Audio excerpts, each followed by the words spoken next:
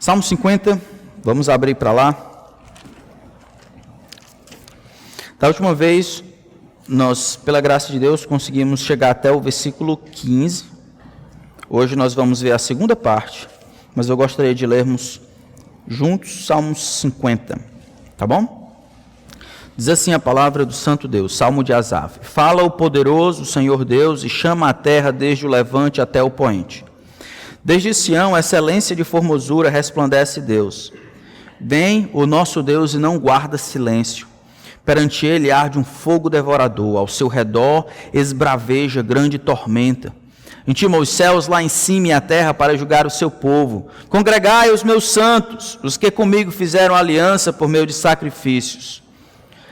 Os céus anunciam a sua justiça, porque é o próprio Deus que julga.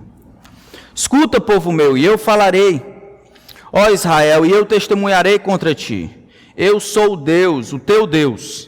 Não te repreendo pelos teus sacrifícios, nem pelos teus holocaustos continuamente perante mim. De tua casa não aceitarei novilhos, nem bodes dos teus apriscos, pois são meus todos os animais do bosque, as alimárias aos milhares sobre as montanhas. Conheço todas as aves dos montes, e são meus todos os animais que pululam no campo. Se eu tivesse fome, não te diria, pois o mundo é meu, e quanto nele se contém. Acaso como eu carne de touros, ou bebo sangue de cabritos? Oferece a Deus sacrifício de ações de graças, e cumpre os teus votos para com o Altíssimo. Invoca-me no dia da angústia, eu te livrarei, e tu me glorificarás. Mas ao ímpio diz Deus: de que te serve repetires os meus preceitos e teres nos lábios a minha aliança, uma vez que aborreces a disciplina e rejeitas as minhas palavras? Se vês um ladrão, tu te comprases nele, e aos adúlteros te associas. Soltas a boca para o mal, e a tua língua trama enganos. Sentaste para falar contra o teu irmão e difamas o filho de tua mãe. Tens feito estas coisas e eu me calei. Pensavas que eu era teu igual. Mas eu te arguirei e porei tudo à tua vista. Considera, pois, nisto, vós que vos esqueceis de Deus, para que não vos despedace sem haver quem vos livre. O que me oferece sacrifício de ação de graças, esse me glorificará. E ao que prepara o seu caminho, dar-lhe-ei que veja a salvação de Deus. Então, apenas retomando, o Salmo 50 é uma oração de denúncia, é um convite ao arrependimento. Do versículo 1 até o versículo 6, Deus chama céus e terra, que dentro da cosmogonia, ou seja, dentro da estrutura judaica, eram as coisas mais estáveis, as montanhas, o sol, o poente, nascente. Ele chama os limites da criação, pelo menos da perspectiva deles, para ouvirem o que Deus tem a dizer. Deus tem denúncia, e por trás da denúncia tem um convite velado de arrependimento. A denúncia de Deus é simples. Ele denuncia os israelitas, versículo 7 até o versículo 13, não pelo cronograma contínuo de oferecimento de sacrifícios, não era por aquilo que eles faziam, mas pelos motivos e a mateologia por trás das atitudes. E nós vimos que os atos de adoração a Deus, eles precisam ter cabeça e coração. Eles precisam estar ligados, tanto o que eu creio quanto o que eu sinto. As minhas motivações são tão importantes quanto os meus atos. Eles achavam que por trazerem ofertas a Deus, talvez iam saciar a fome de Deus, ou que Deus precisava dos sacrifícios que eles estavam oferecendo, e que na verdade eles faziam favor. Aprendemos que todas as ofertas que damos a Deus, de tempo, de culto, de ajuda, de financeira, tudo tem que ser recebido e só depois devolvido. É de Deus que procedem todas as coisas boas. E aquilo que é dado a Deus, como se nós fôssemos a fonte, não é aceitável diante de Deus. Ele termina essa primeira parte no versículo 14 e 15 dizendo: eu quero que você reconheça o meu favor. São sacrifícios de ações de graças que eu quero. Eu quero que você reconheça a minha intervenção. Cumpre os teus votos, aquilo que você proferiu quando você estava na dificuldade, eu vim ao teu encontro. Reconhece a tua dependência. Invoca-me no dia da angústia. e eu te livrarei, sendo que você clamou a mim em sinal de dependência, e tu me glorificarás. Mas Deus tem mais algo a dizer. Quando Yahvé rompe o silêncio, ele tem algo a dizer, não somente para a comunidade em geral, mas para um grupo específico de pessoas que dentro da comunidade partilham da informação a respeito da aliança, mas ainda o coração não somente está distante de Deus, mas eles desobedecem, desrespeitam a lei de Deus completamente. Versículo 16 é um outro grupo de versículos que descrevem o que Deus deseja, ou o que Deus fará com aqueles ímpios dentro da comunidade. Por que eu digo que eles são dentro da comunidade? Olha que eles sabem, versículo 16 diz que eles repetem os preceitos, eles sabem da aliança ou do conteúdo da aliança, isso é, da lei, eles aborrecem a disciplina ou a instrução, a reprovação, e eles rejeitam a palavra do Senhor. Todas essas atitudes, elas pressupõem que esses homens tinham conhecimento de Deus. Asaf, então, inspirado por Deus, está falando de um grupo de homens, um grupo de mulheres, um grupo de israelitas por nascimento, que não são israelitas segundo a fé. Ainda essa semana eu estava falando com um homem e ele pensando como é que se dá essa dinâmica entre aqueles que de fato seguem a Cristo, coexistindo com aqueles que não seguem a Cristo. Quais são as diferenças fundamentais que existem entre aqueles que aparentam ser discípulos de Jesus e aqueles que de fato são? Será que é possível encontrar diferenças fundamentais entre aqueles que vão para o céu e aqueles que vão para o inferno? Ou a simples profissão de fé é suficiente? Eu digo para esse irmão que esse problema não é um problema novo, é um problema antigo. Desde a época de Moisés, na época de Davi, na época dos primeiros discípulos e ainda hoje é um problema de coexistência entre aqueles que amam a Deus de verdade e aqueles que brincam de cristianismo ou brincam de judaísmo dentro da comunidade de fé. E o problema não está na ausência de informação. Esse povo repete as coisas, eles sabem os preceitos, conhecem o conteúdo da aliança. É um problema de coração. Deus, no entanto, vai falar a esse tipo de pessoa. A minha preocupação é que talvez a gente tenha alguns aqui, ou pelo menos dentro da nossa comunidade. Se você já viveu seu cristianismo por alguns anos, já percebeu que alguns entram e saem, né? Eles entram e eles sentam no primeiro banco, eles leem, eles cantam, eles servem, eles pregam.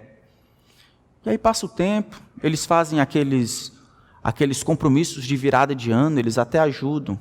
Mas com o tempo, como diz Marcos capítulo 4, a parábola do semeador, com o tempo eles não permanecem, e essa falta de permanecer indica que nunca de fato produziram vida.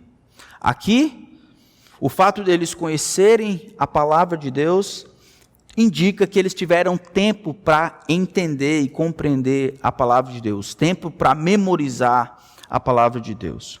Por que Deus vai chamar esse camarada de ímpio ou de perverso? Vamos olhar a descrição desse camarada e eu quero que a gente se avalie. Porque esse camarada aqui, ou ele não sabe que está sendo enganado, ou ele já acreditou na tentativa de enganar a si mesmo e assim está convencido de que de fato é, mesmo sabendo que não é. Ele partilha das mesmas coisas, ele vai junto com a multidão, ele sabe as respostas certas, ele aprendeu um determinado tipo de comportamento, um vocabulário que é esperado nele, ele sabe como se portar, o que dizer, o que não dizer, ele está no meio da comunidade, ele fala os preceitos de Deus, ele repete as instruções de Deus, ele sabe o conteúdo da aliança, ele tem a lei de Moisés nos seus lábios, verso 17, no entanto. Ele aborrece, e aborrecer aqui, ele odeia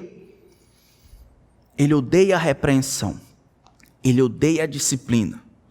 Provérbios capítulo 5, verso 12 e 13, vai falar das bênçãos da repreensão, é a mesma palavra lá. Mas todas as vezes que a palavra o confronta, ou que o irmão o confronta pelo uso da palavra, ele odeia aquilo. Ele odeia ter que dar satisfação, ele odeia que os outros pensem ou achem que ele está errado, ele odeia quando Deus diz que as coisas não são como ele tem que ser. O verso 17 ainda continua, ele rejeita a palavra de Deus. Aqui a palavra rejeitar dá a ideia do camarada que está caminhando para frente com um peso gigantesco, ou aqui nas mãos ou sobre os ombros, e ele deixa cair intencionalmente, ele desrespeita, ele joga de lado a palavra do Senhor, isso é a instrução do Senhor, que revela o caráter e a vontade de Deus, é tratada aqui com completo desrespeito, é um peso. É diferente, por exemplo, do que primeiro João vai falar mais na frente, capítulo 5, porque os seus mandamentos não são penosos. Para ele é um peso. O oba-oba, talvez o tempo de música, mas todas as vezes que confrontado, todas as vezes que requerido fazer alguma coisa, todas as vezes que esperado que ele lide bem com a palavra de Deus, ele simplesmente rejeita. Rejeita porque odeia. Mas ele não odeia aqui ou aqui. Ele odeia em seu próprio coração. O que mais esse ímpio faz? Se vês um ladrão, ele tem prazer em seguir o seu caminho. Se vê os adúlteros, te associas. Ele fala mal ou trama enganos. Ele senta-se para falar contra o seu irmão. Todas essas aqui são ilustrações de mandamentos. Versículo 18, por exemplo, é o 8º mandamento. Não furtarás. Êxodo capítulo 20, verso 15. Os adúlteros, não adulterarás. Versículo 14, esse é o 7º mandamento. E falar contra o irmão, ou tramar contra o irmão, é o mandamento de não amar o próximo, ou de dizer falso testemunho contra o próximo. Esse é o 9º mandamento, Êxodo 20, capítulo 16. São mandamentos que levam em consideração a vontade de Deus no decálogo. Ele está dizendo, está vendo? Existe a aplicação desses mandamentos na tua própria vida. Todas as vezes que você vê alguém contra a vontade de Deus, você se associa.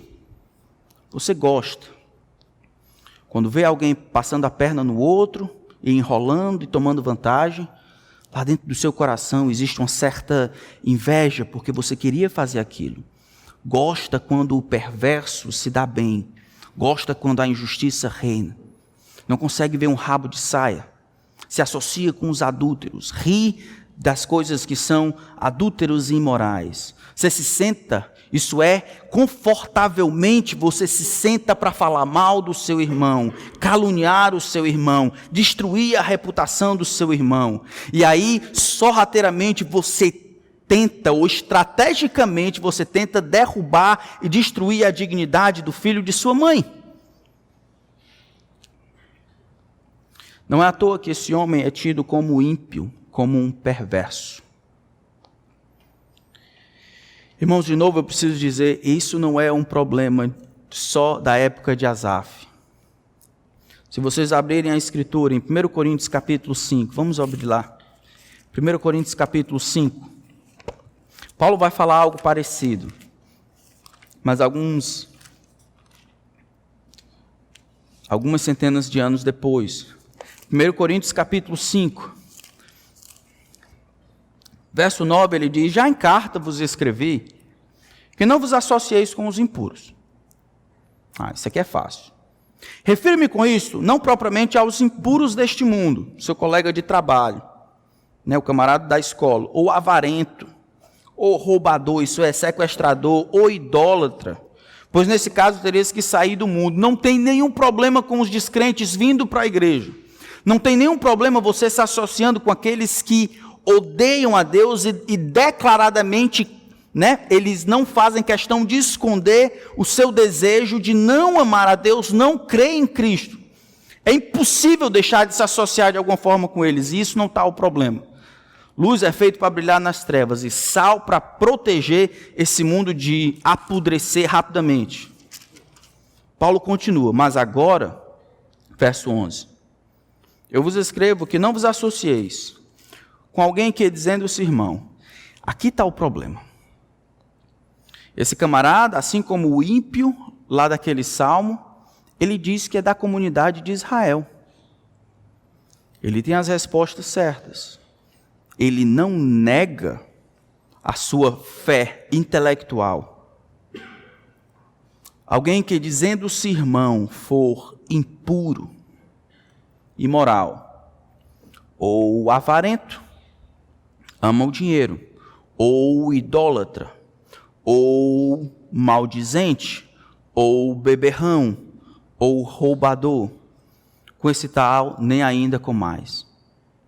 Os pecados aqui são pecados representativos, eles não são uma lista completa. O que ele quer dizer com isso é, não se associe com qualquer pessoa que, dizendo-se irmão, como o nosso ímpio aqui declaradamente vai contra o mandato de Deus.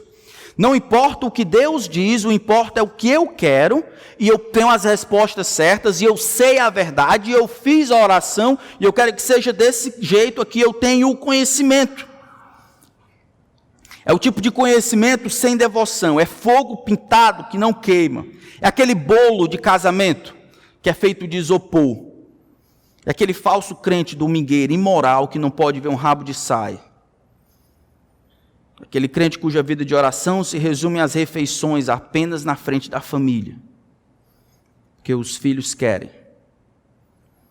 É aquele crente avarento, que diz que é crente, mas a maior preocupação que ele tem é expandir seu próprio negócio, ao invés do reino de Deus. Ele só se preocupa com as coisas terrenas. Toda a igreja, todos nós precisaremos lutar para conviver, identificar e ajudar aqueles que, dizendo-se pertencer à comunidade, forem ateus práticos. O nosso texto de Salmo, ele usa a palavra ímpio, usa a palavra perverso. É assim que é descrito o perverso no Salmo 10. Ele diz, com arrogância, os ímpios perseguem o pobre, sejam presas das tramas que urdiram. O perverso, na sua soberba, não investiga que não há Deus, são todas as suas cogitações. Diz ele no seu íntimo, Deus esqueceu, Deus virou o rosto e não verá isto nunca. É exatamente o problema do salmista, ele fez todas essas coisas, ele vive dessa maneira, mas ele tem um conhecimento, ele não tem a vida, mas ele tem um conhecimento, ele aprendeu um tipo de atividade, um tipo de comportamento, ele consegue satisfazer as expectativas, e muito embora determinado comportamento ele continue desrespeitando a vontade de Deus, os homens não querem julgar, quem somos nós para julgar? E aquele homem, então, achando que é salvo porque tem o conhecimento intelectual, ele não sabe que é ímpio, que é um perverso. Verso 21 diz, tem feito estas coisas e eu me calei. E achavas que eu era teu igual. É exatamente o que ele falou no Salmo 10.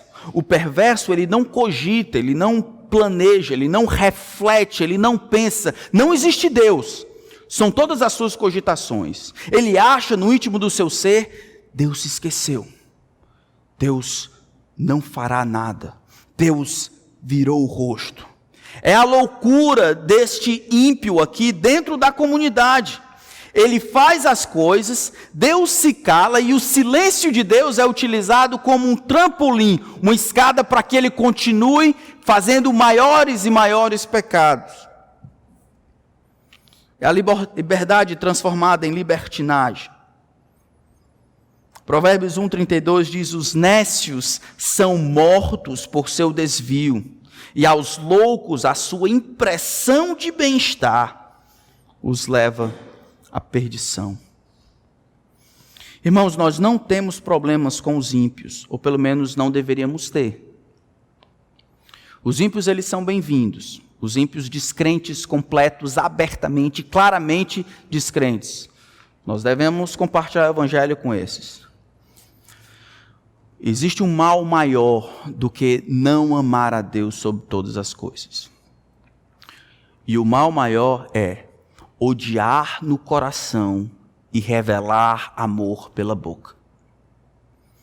O pior mal que Satanás pode fazer na igreja é abaixar o nível da santidade esperada por aqueles que amam a Deus, plantando semente do quinto dos infernos, onde as pessoas, elas falam que amam ao Senhor com a boca, mas no coração há desprezo, rejeição, não há temor de Deus diante dos seus lábios, diante dos seus olhos. Eles não amam, não respeitam, não querem saber de Deus. Eles são movidos por aquilo que os outros pensam, pela opinião dos outros, pelos olhos dos outros. Deixa esse camarada só, coloque ele em quarentena, deixa ele sozinho na frente do computador, e ele vai esquecer de Deus.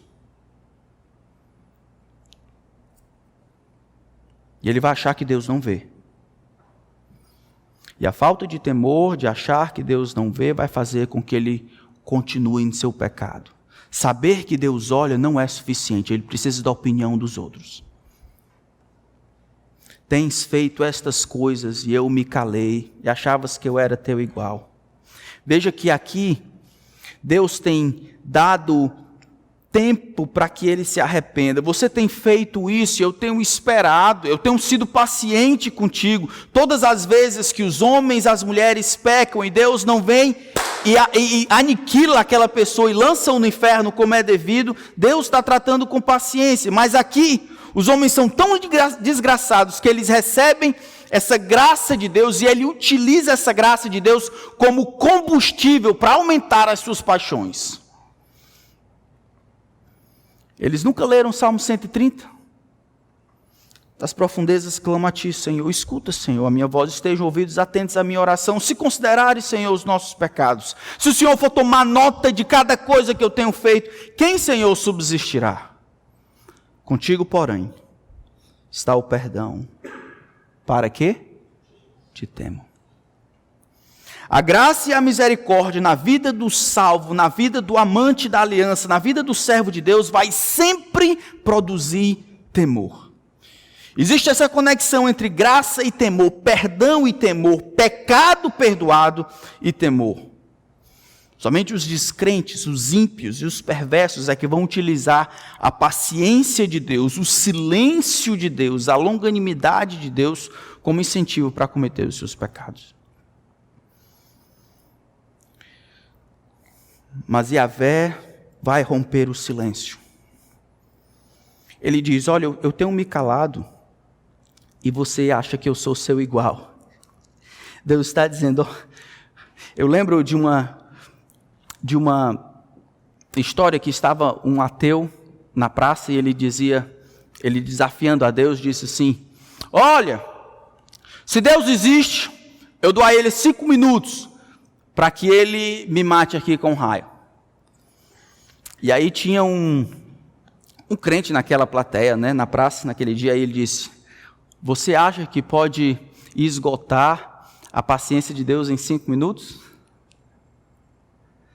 O homem havia entendido que Deus é um Deus paciente, aquela paciência terá um limite, essa paciência é uma coisa boa, mas porque Deus tem toda a eternidade diante de si, somos nós que nos apressamos por ver o mal sendo punido. Deus tem o tempo devido para cada coisa. Tens feito estas coisas, e eu me calei, e achavas que eu era teu igual. Em outras palavras, Deus está perguntando, você acha que a minha demora em punir você significa um eventual esquecimento, é isso? Que a minha paciência redundaria em caduquice? Você acha que os seus crimes irão prescrever? O silêncio de Yahvé acabou dando ensejo para que os homens pensassem que ele tratava a lei, a sua lei, a lei que revela o seu caráter e a sua santidade, da mesma forma que os homens tratavam. Ignorando, rejeitando, odiando, desconsiderando, desobedecendo. A alma que pecar, essa morrerá. E Deus haverá de mostrar justiça, não importa quanto tempo isso demore. Mas eu te arguirei Ele diz: isso não vai acontecer. Todo pecado será punido. Eu arguirei e te porei tudo à vista. Isso é, a ideia aqui é que quando eu falar, quando eu romper o silêncio, a coisa será definitiva. Eu vou despedaçar você, versículo 22. E não haverá nenhuma defesa sem haver quem vos livre. Não haverá nenhuma possibilidade, não haverá ninguém que possa intervir entre nós ou funcionar como teu advogado. Eu porei tudo à tua vista. Você não pode procurar por subterfúgios para proteger. Eu fui testemunha ocular de tudo que aconteceu. Deus não vai precisar fazer um esforço para relembrar o que houve. Ele não vai ser pego tendo duas versões. Ele viu tudo o que aconteceu. Foi testemunha ocular de todos os desejos. Ele soube todas as verdades que nós sabíamos na cabeça, mas não no coração. E as horas gastas em hipocrisia. Deus viu. Essa é a ideia de colocar tudo à tua vista. Mas não foi assim. Eu estava lá. Foi exatamente assim que aconteceu. Foi isso que você disse. Foi isso que motivou você a dizer. Deus colocará os pecados dos homens no microscópio.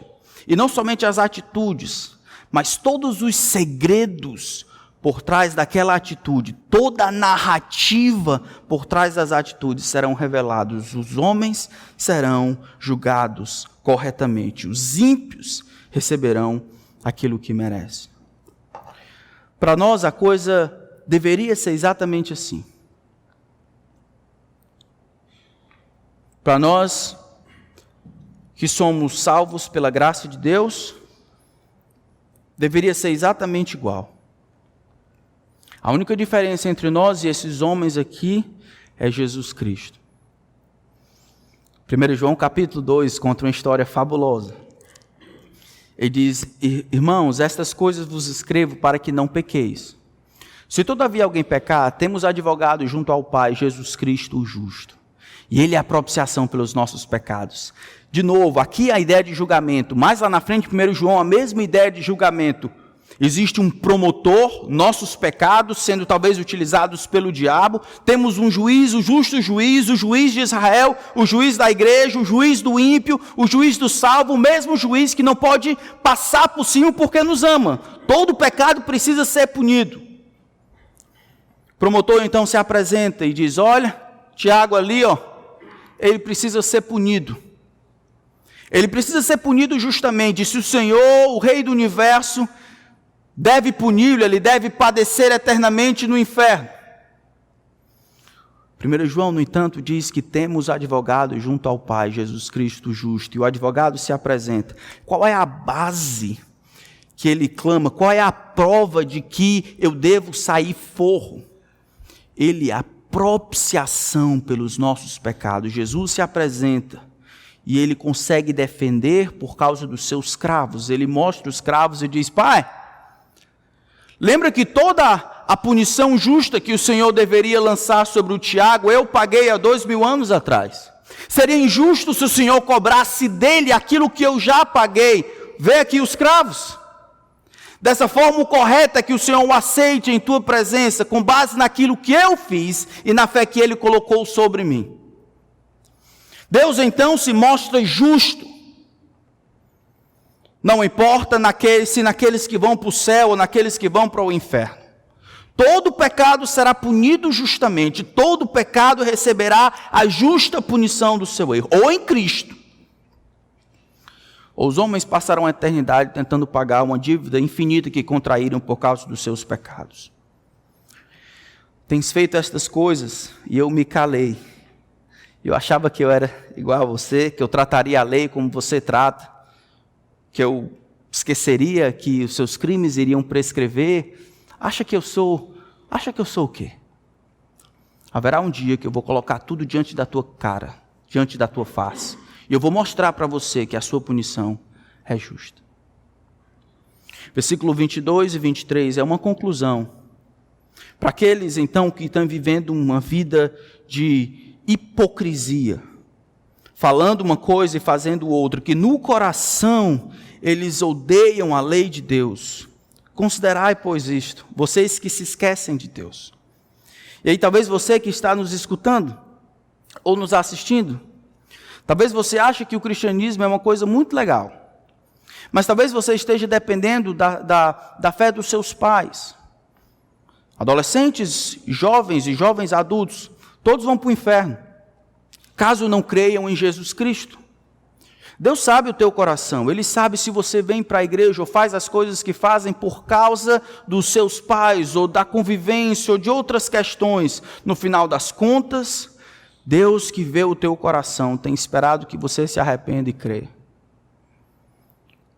Considera o Senhor, considera você que tem esquecido do Senhor. Do contrário, Ele virá, e Yahvé irá romper o seu silêncio, Ele vai despedaçar você, sem que você escape. O juízo é certo, porque está atrelado à natureza e à soberania de Deus. Para o primeiro grupo que nós falamos no domingo passado, ele retoma dizendo: o que me oferece sacrifício de ação de graças, isso é, o que reconhece o meu favor. O que reconhece que recebeu antes de dar, o que reconhece que tem sido agraciado por Deus com tudo que tem recebido. O que reconhece a intervenção de Deus é esse que glorifica ao Senhor. Não é o que faz as coisas simplesmente, mas faz as coisas com o motivo certo. Não é o que dá, mas dá porque Deus o deu primeiro. São o que oferece sacrifício de ação de graças, atos que são realizados na força que Deus supre. É esse que me glorificará. Ao que obedece o meu mandamento, ao que prepara o seu caminho. Sendo que a sua alma deseja me agradar, eu dar-lhe-ei que veja a salvação de Deus. Salmo 50, então, é um convite para uma reflexão de como nós temos vivido. Se temos vivido unindo ato e intenção, que continuemos a fazer isso. Se somos daqueles que estão do lado de cá, falando uma coisa e fazendo outra, ímpios, perversos, infiéis, o Senhor nos chama ao arrependimento. Enquanto eu estava estudando, eu estava pensando na nossa congregação, e estava pensando nos nossos filhos. Estava pensando o mal que a gente pode fazer aos nossos filhos, em não ajudá-los a compreender o Evangelho. O perigo que viver na igreja poderia ter sobre os nossos filhos, a próxima geração. O perigo de aprender um comportamento, de decorar alguns versículos, de ser moralista e moralizado, de aprender um tipo de palavreado, e assim achar que o cristianismo é só ter aliança na boca, ou ter os preceitos aqui na boca, ou repetir, mas invejar aqueles que fazem o mal. E quando ninguém está olhando, desejar aquilo que não pertence a Deus. É se unir com os adúlteros, os ladrões. É usar a língua para destruir a reputação dos outros. É sentar para falar mal do irmão. E Deus tem dado tempo aos nossos filhos, a esperança de que eles se arrependam. Eu imploro a você, pai, mãe, avô, avó, tia, tio, sei lá, qualquer pessoa que cuide de você, que você não permita que isso aconteça, que o seu filho e a sua filha seja engessado numa forma de moralidade, que ele seja igrejado, que ele aprenda como ser cristão sem ter nascido do alto. Isso vai depender muito da maneira como nós ajudamos nossos filhos e criamos os nossos filhos. Algumas dicas aqui que eu queria dar para os pais e responsáveis, mães, avó, tio, tia, qualquer pessoa que cuida de você. Primeiro, não perca a chance de explicar o Evangelho sempre e constantemente. Sempre e constantemente. O que é o Evangelho? Toda e qualquer história, todo e qualquer tempo, no carro, assentado, levantado, não perca a oportunidade de falar a respeito do Evangelho. Ao falar do Evangelho, explique que as pessoas, elas só são salvas pela graça de Cristo.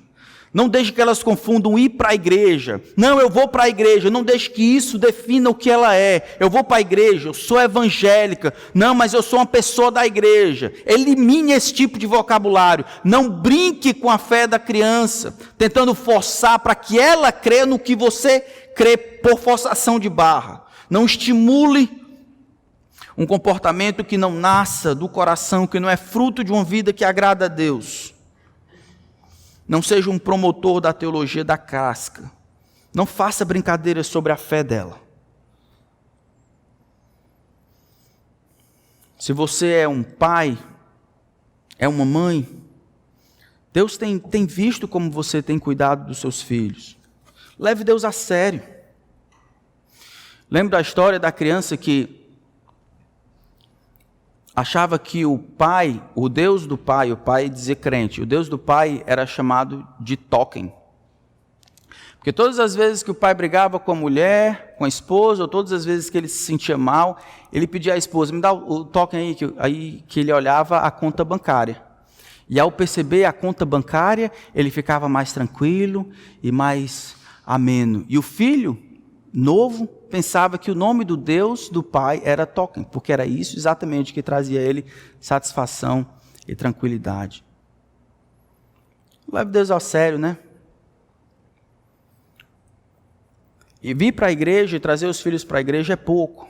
Deixe que os seus filhos vejam você passando por dificuldade, chamando Deus para dentro da jogada. Provérbios vai dizer que é refúgio, o temor dos pais é refúgio para os filhos em tempo de calamidade. Qual a influência de Deus na sua vida? O filho está vendo, o filho está assistindo, o filho está aprendendo. Fazer esse tipo de coisa, ou viver dessa maneira, não estimula uma vida devota a Deus, mas estimula aquela teologia da casca. Reconheça ao Senhor em seus caminhos. Ajude os meninos a interpretarem a realidade por meio da Bíblia. Converse com seus filhos a respeito de Deus. Pergunte. Não diga que ele sempre as histórias, mas pergunte o que ele está aprendendo. Se você é um adulto, aqui da igreja, ou qualquer outro lugar, alguém já disse que você consegue enganar as pessoas, ou todas as pessoas, por algum tempo, consegue enganar poucas pessoas por todo o tempo, mas não consegue enganar todas as pessoas por todo o tempo. Eu acho, na verdade, é que Deus nunca se enganou com você. Eu acho que Deus conhece o teu coração, Ele sabe as coisas que lhe dão prazer, Ele sabe as coisas que lhe dão alegria. Ele sabe se você o ama ou simplesmente você gosta da ideia. Ele sabe quanto você quer que isso aqui acabe, por exemplo, para assistir Netflix, porque é lá que está a sua satisfação, lá está a sua alegria. Não no culto ao Senhor, não na sua palavra, mas em outras coisas. Quanto tempo você vai esperar para se arrepender dos seus pecados? Acha que Deus não sabe? É só uma questão de tempo.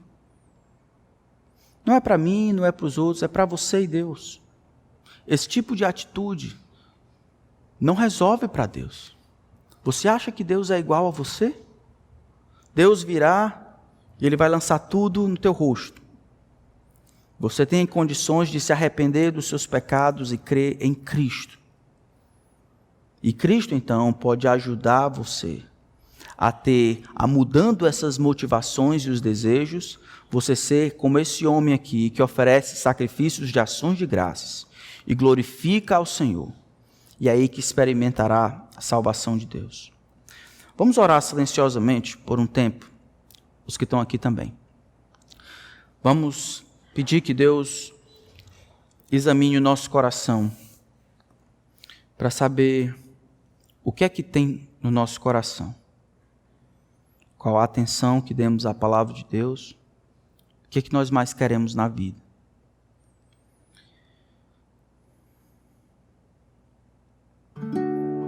Enquanto pensamos em nós, pensamos naqueles que estão sob a nossa autoridade, o quanto de influência nós temos tido sobre os nossos filhos, o quanto de Jesus eles têm visto em nós. Você que está em casa também faça a mesma coisa. Feche seus olhos, ore a Deus e peça que o Senhor lhe ajude. Se você não crê, peça que Ele ajude a crer. Clame ao Senhor por misericórdia, por graça, para que você creia. Se você acha que crê, mas o seu coração ama as coisas dessa vida, se arrependa dos seus pecados, creia em Cristo. Se você está andando longe de Deus,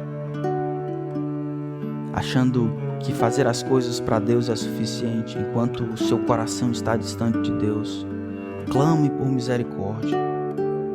Peça que Deus lhe ajude.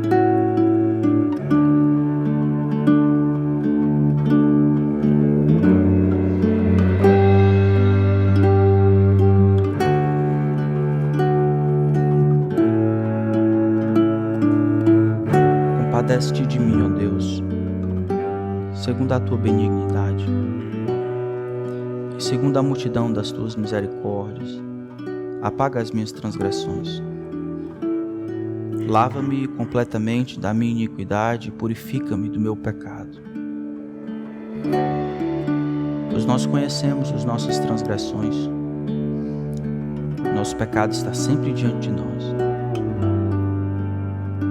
Pecamos contra ti, Senhor, contra ti somente. Fizemos o que é mal perante os teus olhos, de maneira que serás tido por justo no teu falar e puro no teu julgar. Nós temos pecado desde o início, desde a tenra infância, nós temos pecado contra ti. Eu sei que o Senhor se compraz na verdade do íntimo, nas profundas recâmaras do nosso coração, nos faz conhecer sabedoria. Purifica-nos, Senhor, completamente, ficaremos limpos, lava-nos e ficaremos mais alvos que a neve. Então, Senhor, faze-nos ouvir júbilo e alegria, para que exultem os ossos que os nossos pecados têm esmagado. Esconde, Senhor, o rosto dos nossos pecados e apaga as nossas transgressões. Cria em mim, ó Deus, um coração limpo e puro, e restaura e renova dentro de mim um espírito confiável e inabalável. Tenha misericórdia de nós, Senhor, e não me tire da tua presença, nem permita que o teu Espírito Santo se apague dentro de mim. Dá-me a alegria da tua salvação e sustenta-me, Senhor, com o Espírito que quer te amar, voluntário para te servir e te adorar. Só então, Senhor, só então que eu poderei ensinar aos transgressores os teus caminhos. Só então que eu verei os pecadores se convertendo a ti. Senhor, livra-nos dos muitos crimes, das associações com aqueles que não te amam, do desejo pelas coisas que os outros que não te amam têm, de invejar o final deles. Ó Deus da nossa salvação, então a minha língua exaltará a tua justiça. Abre, Senhor, os nossos lábios e a nossa boca manifestará os teus louvores. Nós já sabemos que o Senhor não se compraz nos sacrifícios vazios. Do contrário, nós daríamos a ti. Se podemos comprar a tua atenção e a tua graça com dinheiro, nós daríamos a ti. Mas o Senhor deseja o todo. E sacrifícios agradáveis ao Senhor é o espírito que é quebrado na tua presença, e o coração humilhado e contrito o Senhor não desprezará. Faz bem, Senhor, a Igreja Bíblica do Planalto. Faz bem segundo a tua bondade. Edifica, Senhor, nossas famílias. Purga, Senhor, o teu povo. Elimina, Senhor, aqueles cristãos professos, e tem misericórdia, Senhor, daqueles que estão em erro. Só então, Senhor, te agradarás dos nossos sacrifícios de justiça, das nossas boas obras e das coisas que ofertamos a ti. Só então o Senhor será o Deus da nossa vida, aquele que deve ser adorado, aquele que deve ser o nosso maior amor. Opera isso na nossa igreja. Em nome de Cristo. Amém.